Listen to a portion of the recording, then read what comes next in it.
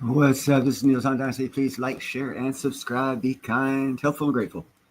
Buy some silver, some platinum, and some crystallized osmium. This is not financial advice.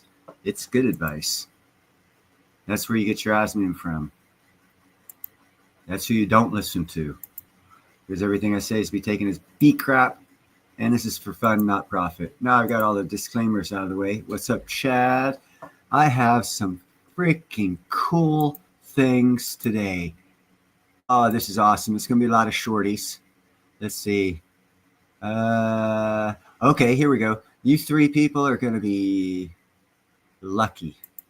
We're going to show this first. This is bad. This is cool.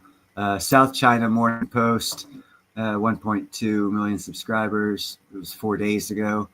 Check this out. These guys, it says, this electric dance does not involve special effects. Watch this. This is lightning.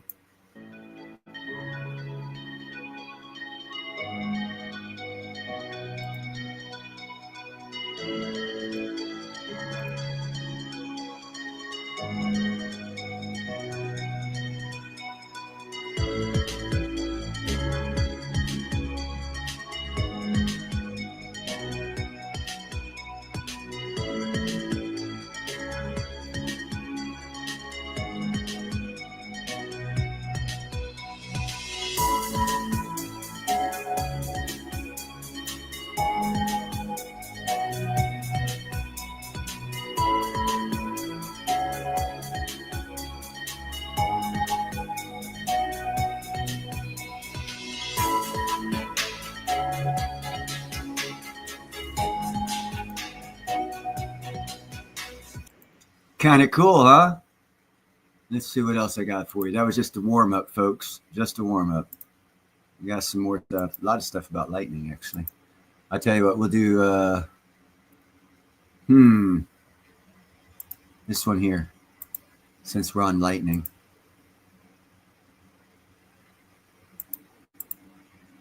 Bending it through the air like a puppet on a string. Today I'm going to show you a breakthrough that sounds impossible. I'm going to guide electric plasma using ultrasonic waves. Lightning and other electric discharges have a frustrating property. Their motion is seemingly chaotic. It's very hard to predict where a specific bolt of plasma is going to strike next. This is because electric discharges don't just take the shortest path or even the path of least resistance. They take the path that's easiest to ionize. For example, along the surface of glass is easier to ionize than through straight air. So this spark will take the longer path next to the glass slide to shock me, rather than a shorter straight path through the air. Because of this, guiding electric discharges is hard. You have to basically design an easily ionizable path for the spark to follow right before you build up a high voltage. In the past, scientists have tried to make the ionizing paths using high-powered lasers, but the laser can do more damage than the plasma itself, so this isn't really practical in most cases. But there's a new method, one that's surprisingly simple, far safer, and shockingly effective. Instead of using light or radiation, it uses sound. Sound has an interesting property. When it moves between materials with different acoustic impedances, which is a combination of density and sound speed, it can impart a small net force on the boundary between them. This is called the acoustic radiation force. You can see the acoustic radiation force in action when I take two ultrasonic transducers like this. I can create a standing sound wave in between these two transducers. This standing wave will have regions of low pressure fluctuations and high pressure fluctuations. Kind of like if I were to shake this slinky and get it to resonate. I'll have regions where there's a lot of movement of the slinky and relatively no movement of the slinky. The places where there's no net movement of particles but high pressure fluctuations are called the antinodes. And the places where there's high movement of particles but no pressure fluctuations are called the nodes. For solid particles larger than a certain size, the acoustic radiation force pushes them to the nodes. What's up, Jet Bro? Smaller or more compressible particles might be pushed to the antinodes instead. So you can actually levitate particles like this. I've made a whole video on this effect alone, which is really cool. But another more interesting effect can also happen with if I have a region of hot air, which is lower in density and acoustic impedance than the surrounding air, then the acoustic radiation force will push that hot air toward the antinodes. But what does all this have to do with guiding plasma? Well, remember that plasmas are really hot. Whenever a spark happens, an enormous amount of heat is generated. If I use Schlieren imaging, you can see when I make my Tesla coil spark, I can see the hot air that immediately forms when the plasma goes off. Normally, this hot air just mixes Sounds like someone chaotically clapping. with the room temperature air. A nice standing wave to put it in. So I have a ring of ultrasonic transducers so that right at the center is a strong antinode. This means that if I have any hot air near the center of the ring, it'll be forced right up that antinode. Now we're getting closer to being able to guide our plasma where we want it. Hot air lowers the breakdown voltage, meaning it's easier for a spark to form than... Basically, what he's talking about is the origination of a lightning-controlled device. We need more research, more development, more technology. But from this beginning stage right here, the simple tools you see, they will find some way to be able to control where lightning strikes in the future and probably use it as a weapon. ...in cold air. You can see if I blow my heat gun between two high voltage electrodes, a spark can form. It's just the hot air needed. But if I don't put the hot air there, then it can't form. So if I take a Tesla coil that's pulsing on and off, then the first few pulses will make some hot air. And then after that, the hot air will be directed to the center of the rings. Now this creates a path for the next sparks to follow. So what you get is a beautiful guided straight line of plasma coming from the Tesla coil instead of a chaotic mess of sparks. I'm pulsing the Tesla coil's output around 2,000 times per second to create a rapid sequence of sparks that build up hot air. You can see how it makes a nice ordered plasma channel that gives a nice straight line directed wherever I want. Look at that. On a micro scale, he's This is controlling so cool lightning. because it has a ton That's of the beginning part of applications. controlling lightning. If you change your ultrasonic transducer location, you can change where the plasma goes. You can even get the spark to go around obstacles. This is cool. Or you can get it to complete circuits exactly where you want. You can even produce tactile sensations in different spots. What's up, Gerald? This has so many cool applications. It's so amazing that we can actually guide plasma with sound alone. And I want to thank UPNA Labs for actually making this ultrasonic ring for me. They've written a great paper on their findings and potential applications. I'll put a link to their paper in the description. And thanks for watching another episode of the Action Lab. I hope you enjoyed it. If you haven't subscribed to my channel yet, remember to hit that subscribe button, and we'll see you next time. Next time, folks. That was kind of kick-ass, I think. That's the first steps of controlling lightning. We're learning how to do it in a small level. It's totally infeasible right now, but it's the start. Ooh, here's a good one. Here is a toxic microbe that literally poops out pure gold. It's actually true. Actually, let me...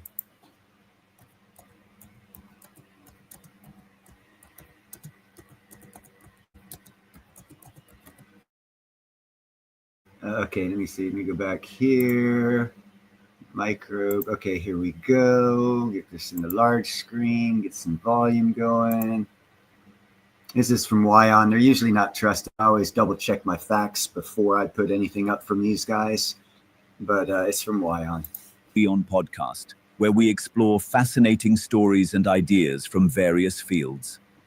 In this episode, we dive into one of nature's strangest secrets, a tiny microbe that eats toxic metals and literally poops pure gold. In the deepest and most toxic corners of the earth, where nothing dares to survive, a bizarre microbe lives which poops gold. Cupriavidus metallurgans, 100%. a microscopic metal-loving survivor found in soils enriched with heavy metals. This strange little organism eats them up and excretes tiny nuggets of 24-karat gold.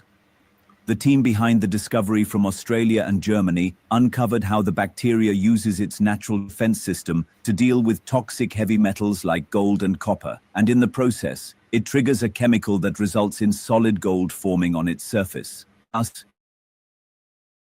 A shining metal, like the gem of an alchemist of nature, a gold factory in its physiological form. Cupriovidus metallodurans has a highly specified metabolism that allows it to survive in a toxic environment. It has evolved complex metal resistance pathways and detoxification mechanisms embedded in its genetic makeup. When exposed to soluble gold ions, which are usually lethal, it excretes enzymes like CoPA and cupA, which are part of its metal efflux system. These enzymes help pump neutralize the toxic compound by reducing them in their inert form. In the case of gold, the ions are reduced and precipitated as nanoparticulates, which are excreted outside the cell. The gold conjuring ability of the Cupriovidus metallodurans could inspire a revolutionary leap in biomimetic mining, offering a sustainable, innovative method compared to the gold extraction that is often toxic and energy-intensive. By mimicking the bacteria's physiology, scientists and engineers could develop bioreactors or engineered microbes capable of extracting gold from e-waste, mine tailings, or low-grade ores. And to prove it's not bullshit. Yeah, that's one of my dumbass cats being stupid, but that's what cats do. They get stupid. I did a Google search. And it says here, AI overview. I typed in results for a microbe that poops gold. Cupriovidus metallodurans that can produce tiny gold nuggets by consuming and transforming toxic gold and copper compounds. This process is a form of biomineralization where the bacteria uses its metabolism to convert harmful substances into solid, harmless gold particles. So literally, you can take your trash, your electronic trash, a large beacon with these Cupriovidus metallodurans, and they will poop out gold for you. If you guys want to know why I say don't buy gold, yeah, it's mine tailings. I mean, dude, it's like knowledge is power, guys. Knowledge truly is power. This is just fun shit I'm showing y'all. It's not even serious stuff. Let's see. Oh, here we go. No. Let's do this one first. It's another little shorty. It's also on lightning. Then we'll get all the lightning stuff out of the way. This is about the longest lightning bolt in the history of the world was recorded. It was like 500 miles long. Lightning bolts that stretched from Texas to Missouri, now confirmed to be the longest ever recorded.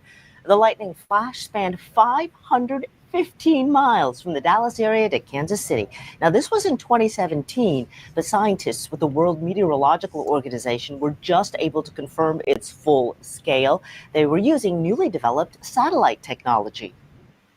So we're excited to see out of this new work, and especially as technology improves and we are able to get satellites in other parts of the world, then we'll be able to expand towards the eventual mission of providing global coverage of lightning.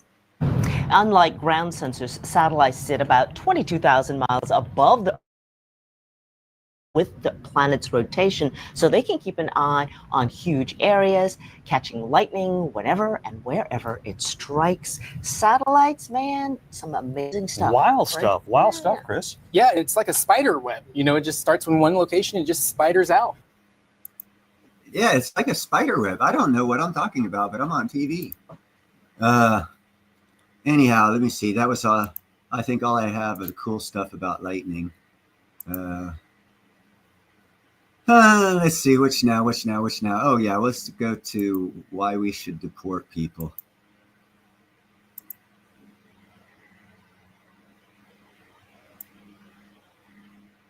This is the History Channel's thing. Decades, it was the main gateway for immigrants coming to the United States. But after a dramatic shift, Ellis Island became a place where more immigrants were pushed out than allowed in. From 1892 to 1924, 12 million immigrants were processed through Ellis Island on their way to finding new lives in America, mainly from Southern and Eastern Europe. But in the wake of World War I, America became less welcoming to potential immigrants as fears of foreign anarchists and communism spread. Immigration quotas were put in place for the entire Eastern Hemisphere, and Ellis Island was forced to adapt. The island became a detention center where immigrants were held before being sent off. Today, Ellis Island exists as a museum that presents America's entire immigration story, from its open arms, closed doors, and beyond. Now, isn't that just cool? Do you think Alligator Alley will be the next Ellis Island with the history that we have coming up of the mass deportations from illegal aliens, not from people that came over here and were found undesirable, so they were sent back for whatever reason, political, criminal record, health record, whatever reason. A lot of people were turned away from Ellis Island, and a lot of people apparently don't know that. So that's why I brought you that little 1 minute thing. Now let's get to some more long-term interesting stuff. Here is why you should buy osmium, people. This is just so outrageous why people don't buy osmium or crystallized osmium, as Neil suggests.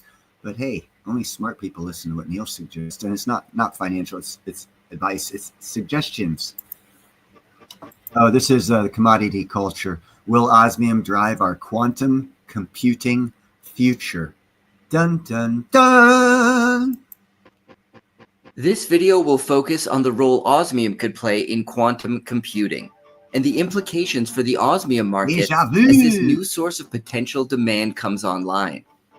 Although quantum tech feels like science fiction, it might be much closer to mass adoption than we realize, as mega technology corporations and some of the brightest minds in academia are working together to develop quantum computers that could eventually become as commonplace as personal computers are today. Osmium also shows great promise in the field of modern medicine, currently being studied for use in anti-cancer agents, medical implants and coatings, and as a catalyst in the creation of certain pharmaceutical drugs. In the world of military technology, osmium is also starting to gain attention, and its use is being considered for durable coatings to protect critical components in jet engines, naval equipment, hypersonic missiles, and more. So how could osmium play a key role when it comes to quantum computing? Oh, by the way, people, you all know how long I've been telling you to buy the crystallized osmium. I am not psycho, and I am not psychic. I just see pathways. And that's why I told you guys, everyone knows about silver, platinum. Well, osmium's a good one too, believe it or not. And how could it impact? And not just because I have been telling you for the past year and a half, but that's one reason. Is already rare metals supply-demand dynamics. Let's dive deeper to find out, starting with the basics. A platinum group noble metal discovered in the early 1800s. Osmium's rarity means that only a small amount is extracted each year, and this number is starting to dwindle as ethical sources become more and more scarce in an increasingly divided world. Osmium is a truly unique precious metal, being the rarest stable element known to humanity with the greatest density of all the elements, along with possessing some truly incredible characteristics. A reflectivity unlike any other metal, an extremely low vapor pressure, and a very high melting point.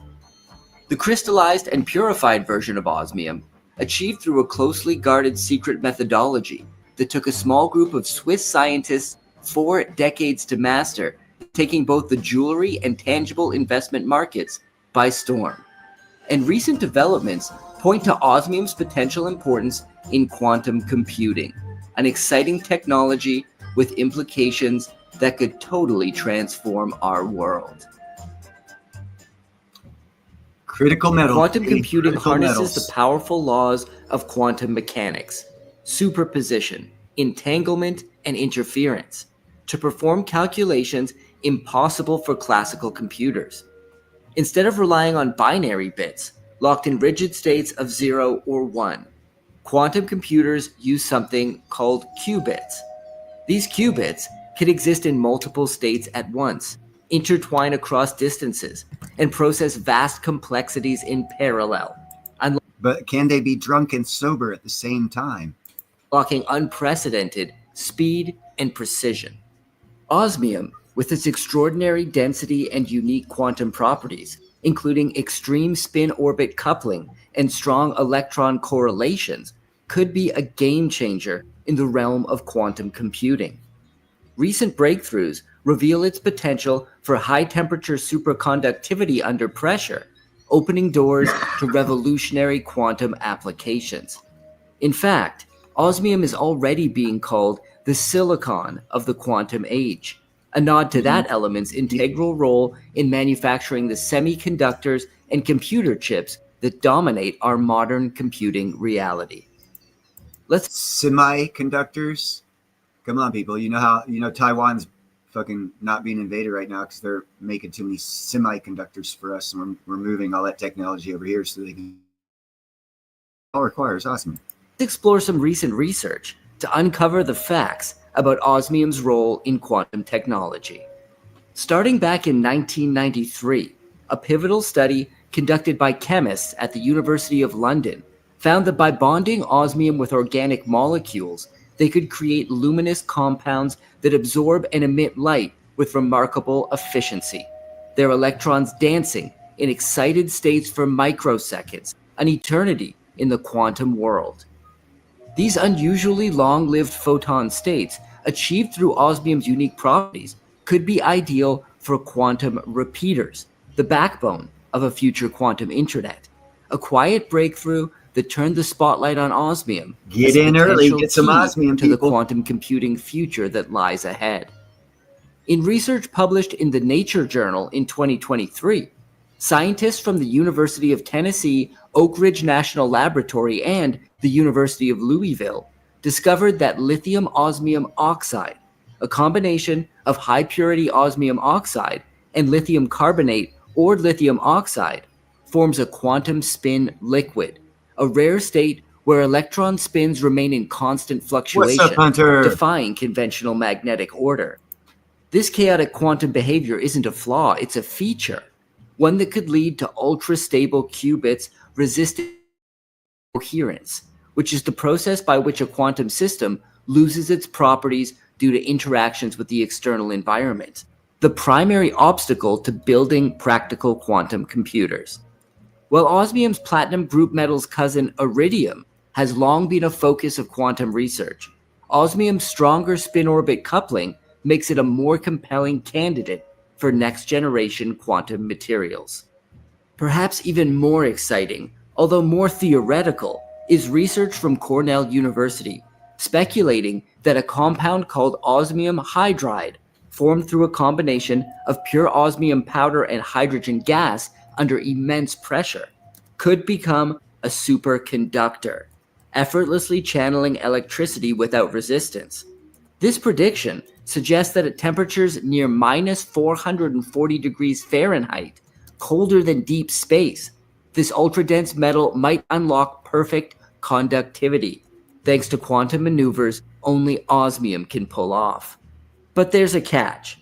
Osmium hydride has never been successfully created outside of computer models, due to an array of complications that haven't yet been overcome by the scientific community. However, if this puzzle is solved, osmium hydride could achieve superconductivity for quantum circuits, the quantum equivalent of classical computer circuits, and quantum sensors, devices that exploit quantum states to measure physical quantities with unprecedented precision.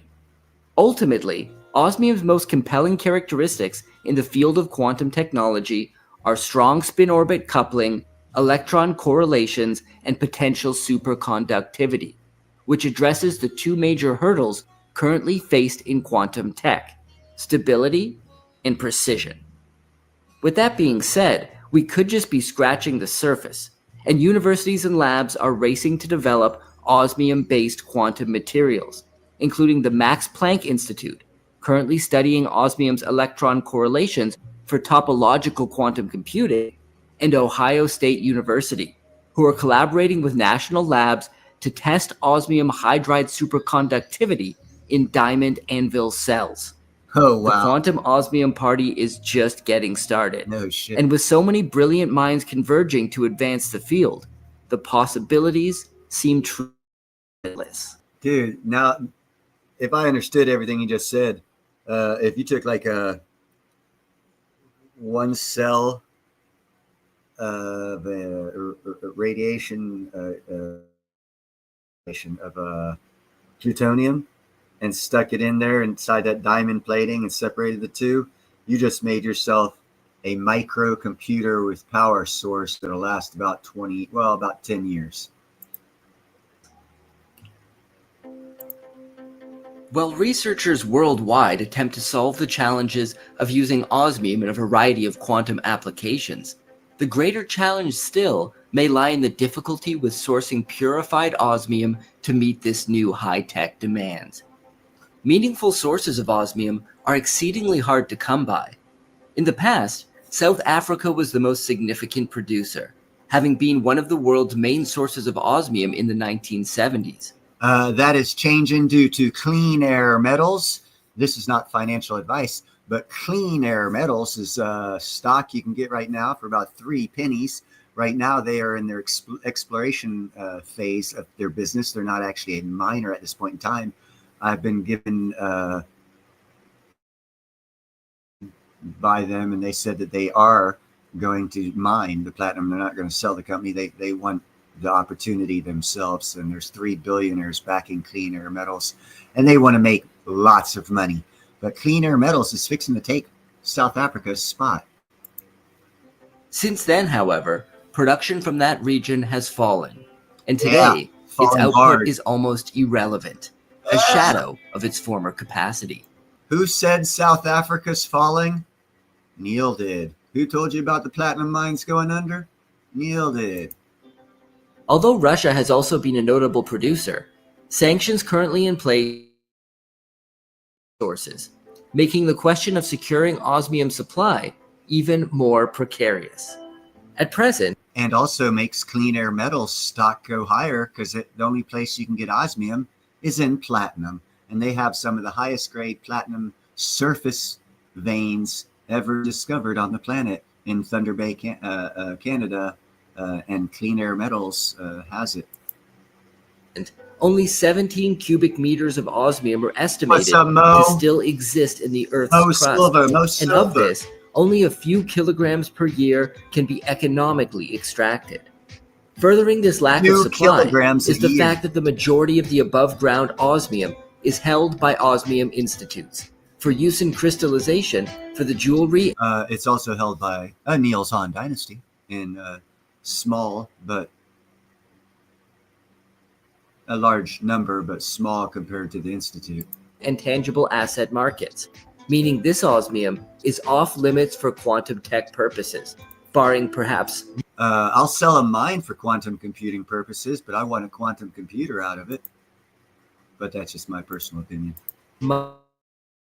We are currently seeing a race in artificial intelligence, as countries and companies around the world compete to bring the most efficient and advanced products to market.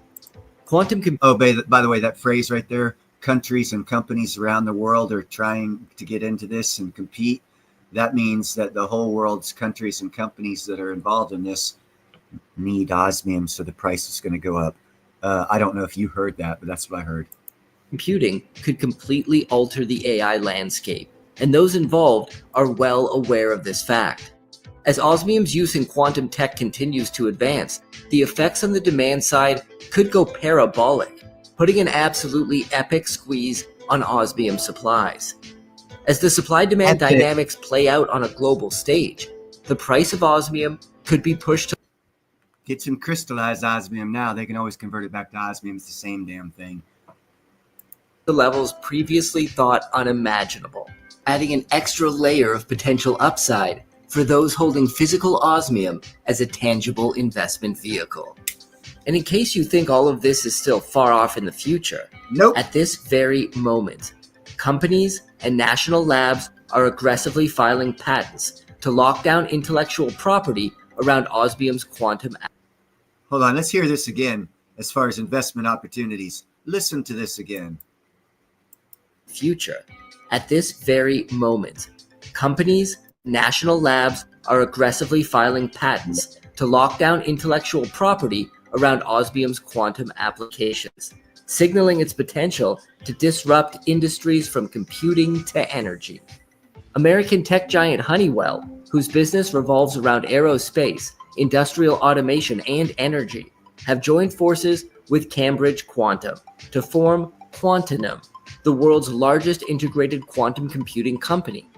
Quantenum is currently working to patent osmium complexes for quantum sensors, as well as the integration of those osmium complexes with Honeywell's trapped ion quantum. Meanwhile, on the other Ion, that's the power. Ion's it's got a lot of energy. side of the globe, Tanaka Precious Metals, a Japanese manufacturer of precious metals materials, with a focus on electronics, semiconductors, and the automotive industry, Energy is potential. seeking patents for osmium thin films and the stabilization of osmium hydride phases for high-pressure superconductivity applications. Tanaka has already secured a Japanese patent for osmium-based superconducting layers in 2022, a clear Some sign insider that they believe trading osmium's information is out future in in public. quantum technology It's is bright Class indeed. osmium now, people. So what could all of this mean for the osmium market as a whole? Let's attempt to uncover the possibilities. Until now, osmium's role in both the jewelry and tangible asset investment markets has been steadily growing. As the rarest and most luminous precious metal, crystalline osmium is making massive waves in the high-end jewelry sector, as evidenced by the recent Gem Geneve 2025 event in Geneva, where the Osmium Visionary Contest was held. The contest invited the brightest minds in the jewelry design field to bring all their creativity Okay, I call bullshit on that one. I was not invited. to the table in crafting innovative osmium jewelry pieces that could redefine the future of the luxury jewelry market. Hundreds of designers took part in the contest, with results that can only be described as breathtaking. And before you think that osmium-focused jewelry is I can tell you what, right now, I'm going to make a prediction, people. If they have another contest like that, I'm going to enter it with my piece of jewelry, and I'm going to win first place. a trend that has yet to catch on, consider that prices for osmium set watches have already reached north of 400,000 euros, with rings, necklaces, and earrings regularly demanding prices That's of a 5 beautiful watch. figures or more. As a tangible investment, osmium is playing an ever-increasing role in hard asset portfolios, as its built-in scarcity and proprietary certification system in the form of the Osmium database proves its quality and authenticity, in addition to its ownership. Incredible advantages that have drawn comparisons to Bitcoin by enterprising investors. I have said that crystallized osmium is the most cryptocurrency-like precious metal format out there. In addition, osmium is starting to carve out a role for itself in modern medicine and is increasingly being considered for cutting-edge military technologies. Osmium complexes show great promise as an alternative to platinum-based chemotherapy treatments for cancer due to reduced DNA damage risks. Osmium Oh, did you guys know that platinum was used for cancer? That's why, like, one of multiple reasons why I like platinum. nanozymes are another recent development, potentially reshaping the landscape in targeted drug delivery and real-time disease monitoring. In the high-stakes world of advanced military technology, osmium's extraordinary wear resistance makes it a prime candidate for the most demanding applications, from precision bearings in turbine blades of advanced aircraft to thermal coatings that shield hypersonic vehicles from the blistering heat of Mach speeds. While still too rare and costly for widespread use, osmium's unique properties could potentially carve out a critical niche in the future of defense, where even the smallest advantage can tip the scales. With nuclear energy on the rise, osmium is also being studied for potential use in molten salt nuclear reactors. Osmium's exceptional pressure and corrosion resistance could make it useful as a protective coating for reactor components, and its other unique properties leave open possibilities for specialized applications in next-generation nuclear systems. That means got osmium, people. crystallized osmium, it can always be changed back into regular osmium, and you can get it and sell it in jewelry form and make lots of money. Oh, hey, let's change subjects to the death of the Democratic Party. Okay, I'm not going to do the whole thing with this cat. I'm just going to let you hear what the hell I want you to hear, because I'm a dictator. Steve, your back porch professor. I hope you're all having a wonderful weekend. And I have got something that is going to make your weekend even better. This is seriously going to blow your mind. You ready? Yeah. I better prepare you. Are you sitting down? You need to be. What if I told you that the Supreme Court just dropped a bombshell that is about to obliterate the Democrat Party's chances of ever coming back to national power again? And that is a true and accurate statement. I'm not even remotely exaggerating, which I'll show you throughout the video. The Supreme Court is set to completely annihilate the very foundation of the Democrats' congressional power. The way the Democrats have been drawing voting districts, something that's been rigged for the last 60 years, it's really the only way they can reach a congressional majority. That rigged system is about to be declared unconstitutional 6-3. Now, you all know that the Democrats have been using race as a political weapon since the 1960s at least, but since 65, they've been using race as a basis to carve up congressional districts like a Thanksgiving turkey for one sole purpose, and that's, of course, to guarantee themselves seats in Congress. But now, as of literally hours ago, the Supreme Court has signaled that it is about to finally and decisively end race-based gerrymandering forever. Yeah, I didn't want to give you too much of it. What do you think of that, peoples?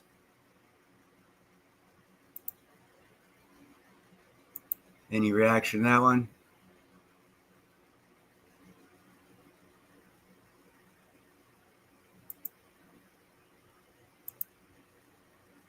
The Democratic Party's fixing to permanently lose their majority in Congress and probably Senate as well. That would mean, here's another prediction, that would mean in probably 8 years, the Democratic Party's probably, maybe 12 years, the Democratic Party will probably go away, and there will be a new party to replace them, which has happened several times in American history. It's just none of us have ever lived through it. But if you understand history, you'll understand it's happened before. And it's happening now right before our eyes. It's actually a great time to be alive. I've said this before too. Start a diary. We're living in historic times. Very historic times. At least in this century and probably most of next century too.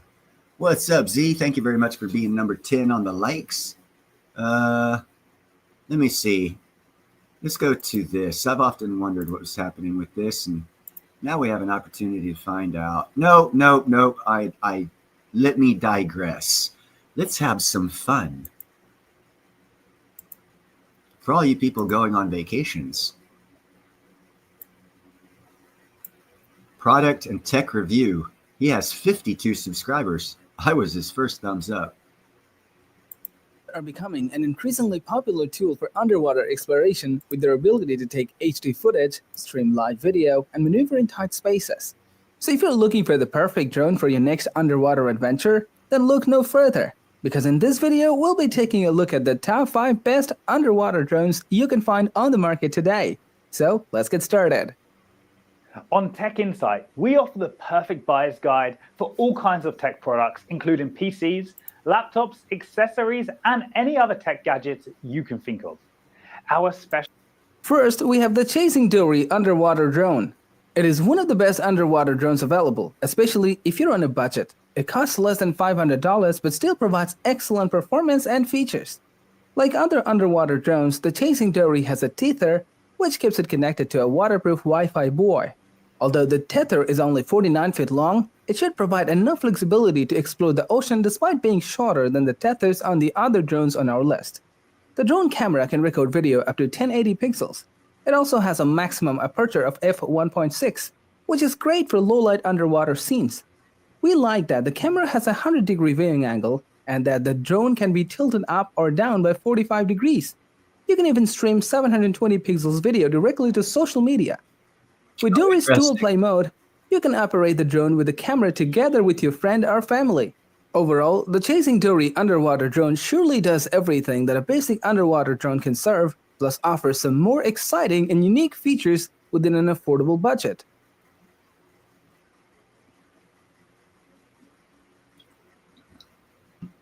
Not bad. Our second option is the Chasing F1, an unusual underwater drone and one of the cheapest on the market. Tethered. For around $500, you get a fantastic drone with underwater recording and photography capabilities. The drone itself doesn't go underwater. It sits on the surface and you pilot it like a boat. Oh, A interesting. tether and a fish finder are attached to the drone. The fish finder is a 1080 pixels full HD camera with an infrared function. No matter what time of the day it is, you'll be able to record excellent videos with it. The That looks camera is stupid. waterproof up to 65 feet or 20 meters, and it also has a 65 feet or 20 meters sensor array. Therefore, it can be used as a fishing aid and to track schools of fish to capture their video. We also like the single touch return feature of this underwater drone. It's not Simply an underwater activate this drone. function and the drone will return to you. He You can only control the found Chasing 4 F1 drone on your and went in smartphone. there to make It 5. connects via Wi-Fi and should pair quickly with your device. So, if you're looking for a reliable and if you need a strong and durable drone for exploration or even industrial work, then the Genano Here we T1 Pro can be an excellent choice.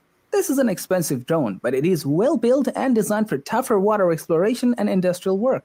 We like the drone's movement and agility since it can travel underwater at a maximum speed of 2 meters per second and has both lateral and vertical thrusters. That's what The drone also has some advanced controls. Rotor, These include start, underwater hovering, up and self-balancing, down, forward, fixed depth backwards. gliding, and one-button floating. Due to its robust design and thrusters, it can also withstand strong water currents. The camera offers 4K Ultra HD recording, which allows you to capture underwater footages and fantastic details. For low-light shooting, there is also a 3000 lumen LED light on the front.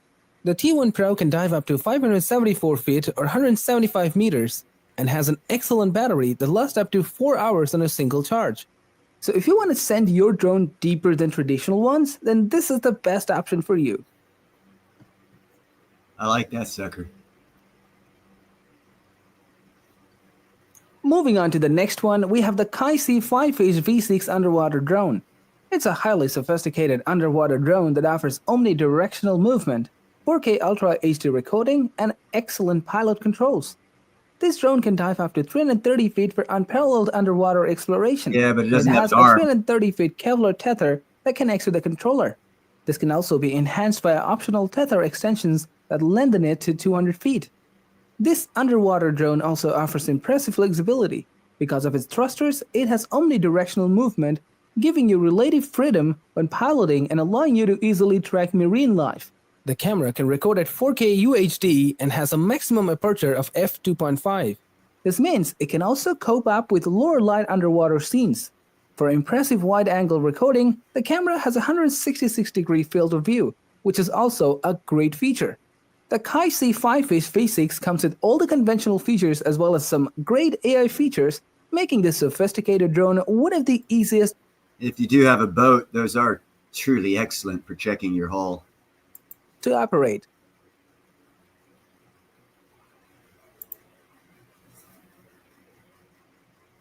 Finally, we have come to our number one product, the Gladius Mini underwater drone. It's a fantastic option that has made underwater exploration and recording more accessible to the average user. The drone has a great design along with a 12-megapixel large sensor, excellent diving capabilities, and FPV viewing. It also looks like it's smooth surface to where the only place it can catch is at the back here and where it's tethered. The camera offers videos up to 4K Ultra HD resolution, and its impressive max aperture of f3 makes it ideal for underwater photography in low-light conditions. Additionally, the front LED lights allow you to increase the brightness levels in darker conditions. The drone is operated by a remote controller that can be attached to your smartphone. It has some advanced piloting options that make it easier to create cinematic video footage. The Gladius Mini can go underwater for up to 330 feet, which is much deeper than most action cameras. As a result, you can fly the drone into underwater areas that are normally inaccessible to many diver photographers. And it has a handle. You can also use the iOS or Android mobile app to view real-time 1080 pixels video on up to 3 wireless devices. So for those who want to have a unique FPV underwater filmmaking experience, the Gladius Mini underwater drone will surely serve them with the highest quality of video clips. Interesting. All right, now let's get some real good stuff, some controversial stuff that's been known about for years, but no one talked about because I guess we weren't allowed to. Who knows? But these ladies will talk about it for us. Let's see. Let's get through the intro. Started off right here. This is obviously Promethean. Now, first, let's hear from Mike Benz, who gives you a good, punchy summary of what's here. The CIA discovered that Russia had hacked George Soros's Open Society Foundation Eurasia Center director. And it was that man, Leonard Bernardo, who was the head of the Open Society Institute Eurasia Center, who had said that Hillary Clinton had approved this plan to paint Trump as being backed by the Russians and Russians interfering in the election. So this was not some random anonymous source. This was the head of the Eurasia Center for George Soros's Open Society Institute. George Soros, the biggest donor to Hillary Clinton.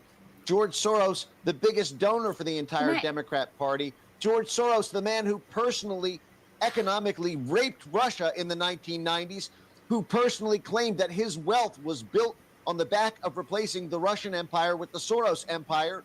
And it's his own institute working in tandem with Hillary Clinton in order to start Russiagate. It's unbelievable. The annex starts with an FBI source providing 2 Russian language memorandums dated January 2016 and March 2016 to the FBI. That itself is a shocker, since most think Russiagate started in July of 2016.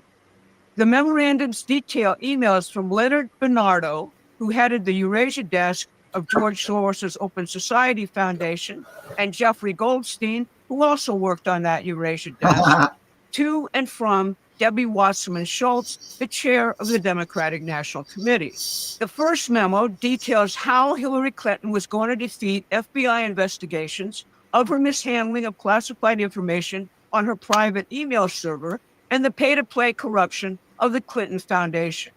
That involved direct interventions of Barack Obama and Attorney General Loretta Lynch. It says Clinton's crimes were known by the DNC and Obama since June of 2015, and Obama was going to obstruct FBI investigations of Clinton because they would, quote, damage his legacy. Here's what it says, quote, Obama has no intention to darken the final part of his presidency and legacy by the scandal surrounding the main contender from the Democratic Party. To solve this problem, the president puts pressure on FBI Director James Comey through Attorney General Lynch, however, so far without concrete results. The March 2016 memo continues in the same vein, emphasizing that the Clinton server problem has been solved through, quote, timely deletion of emails and Barack Obama's sanctioning the use of all levers to subvert the FBI's investigations. You don't know what you're supposed to do, and somehow it all just comes together. It just magically works. But it goes on to note that the Clinton campaign, with the assistance of the intelligence services, is now formulating a campaign to attack Trump by smearing him as a tool of Russian mobsters. Here's what the email says. Among other things, the Clinton staff, with support from special services, is preparing scandalous revelations of the business relations between Trump and the Russian mafia. A third report, received from the same FBI source in late July of 2016, exposes another round of Soros Great Society email correspondence with Hillary Clinton's foreign policy team. This memo finds Clinton's foreign policy advisor, Juliana Smith, telling the Soros boys that Hillary has signed off on a campaign strategy to smear Trump as a Putin agent, using the lie that Russia provided DNC and Open Society hacked emails to WikiLeaks as the opener of that campaign. Since they think the election is in the bag for Hillary, their emphasis is on demonizing Trump and Putin. Here's the big part of the email on July 25th. Bernardo writes, the media analysis on the DNC hacking looks solid. He goes on to say, Julie says it will be a long-term affair to demonize Putin and Trump. Now it is good for a post-convention bounce. Later, the FBI will put more oil on the fire. This email makes clear otherwise that their intention is to ruin U.S.-Russian relations irreparably. So the Russians knew all about their plan, and they got that information from emails of the Eurasian desk at George Soros's Open Society Foundation. Do you think they told Trump all this stuff so that way he'd be aware of what was going on? Comment in the comment section. Paul Manafort and General Michael Flynn while forwarding the results to the FBI. John Brennan told Obama and the FBI that the Russians knew, but they proceeded with the plan anyway, because once Hillary won the election, they thought all evidence of their crimes would go away. They also believed that once they sold their big lie to the American public, no one would ever believe the Russians again. Now, when you read the emails between Clinton Foreign Policy Advisor Julianne Smith and the two Soros Foundation Eurasia desk operatives, you can't help but be struck by the authoritative and commanding overview they present of the entire criminal enterprise. They know all about the media campaign they are about to run and the journalists involved. They were dictating the fake news which claimed the Russians expropriated emails from the DNC. They brag about the fake Russian DNC hack story and claim that it will become the equivalent of the fake Olympic scandal against Russia, which they also ran, providing initially a nice balance for Hillary post-Democratic convention. They know all about the insights of the Obama administration, the FBI and CIA, and the Clinton campaign, and speak as integral players running these operations. They are so sure that Hillary will win that they are concentrated on primary goal to put this country on a guide path to its final destruction, namely its total integration into their new world order. That's what I'm helping As with. Mike Benz notes, the idea to call elections, quote, critical infrastructure and control and police them federally as the primary front in censoring American speech and ensure the right electoral result occurs to them right in these July 2016 emails. Of course, all the participants in these emails can't remember them and deny their actions. But the CIA thought these emails, although probably a compilation, were absolutely authentic. So what is the Soros Foundation Eurasia Dex? Well, it has been the coordinating point between the various CIA, British intelligence, and modern British imperial operations against the former Soviet Union since the fall of the Berlin Wall. What are the think tanks from whom the Russians derive all of this explosive information? They are all NATO think tanks in Washington, D.C. They have been dictating U.S. foreign policy for years and running color revolutions in foreign elections. When the British House of Lords came to the United States in 2018 to check on the process of our destruction, these are the places they visited. They came away saying they still had a major hold on the intelligence agencies, the State Department, these foundations, and the Congress. It would be sufficient to contain Trump for one term, they said, but not for two. Finally, who is Julianne Smith? Well, she was Biden's NATO representative, Biden's security advisor as vice president, and she is otherwise associated with every NATO enterprise in Washington, D.C. since the beginning of her career. Right now, she leads a new defense consultancy with none other than Biden's Secretary of Defense, Lloyd Austin. So finally, how is this placed in the overall strategic dynamic? Well, the Ukraine coup in 2014 was a joint enterprise of the United States, British and NATO intelligence to create a vassal state on Russia's border through which to foment regime change operations in Russia itself. For them, it was a step in the long-term British strategic goal of controlling Eurasia. Russia stands in the way of that.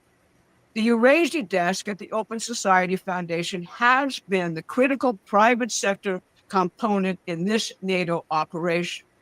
At the same time, the Open Society Foundation, through the Obama administration, waged an all-out war, a cultural war in the United States to destroy what was left of U.S. industrial and scientific capacities, using open borders, drugs, and economic deindustrialization as their tools. Under their idea, the U.S. would be one among many countries in a new multipolar, multicultural world governed by a central banking financial oligarchy. If you look at the present EU, you get the idea. Simultaneous to the Ukraine coup, NATO's Strategic Communications Center, first established by Obama in 2012 to police conspiracy theories and populist movements worldwide, set out to perfect total information warfare, establishing cells of journalists to dictate public opinion while censoring any type of dissident speech, particularly any speech questioning hatred of Russia or Donald Trump. Before MI6 agent Christopher Steele wrote his dirty dossier, he was part of this NATO project, writing dossiers claiming that both the Brexit vote and other populist votes in Europe were the products of Russian subversion. Yeah, that's a bunch of crap. Anyhow, what y'all got to say about all that crap? We can talk about the drones. We can talk about manipulating lightning. Oh, or here's something to think about. I did the show, I think, yesterday or day before yesterday, where this cat was on the Sean Ryan show. He's got a company that has satellites in space, and they collect, they've got solar. They're just solar panels. They collect solar from space and beam it down to Earth to a certain location, and it transfers all that energy, right? That's a lot of energy in a laser. Think about La Jolla, because he's been doing it for a few years, just saying the government has access to do something and you own it and they can use it. Yeah, okay, sorry.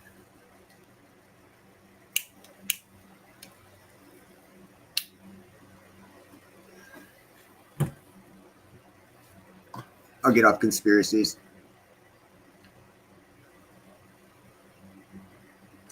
Or is it my ugly mug? We can put this in front of it. Now I'm not an ugly mug. I'm an ironworker's mug.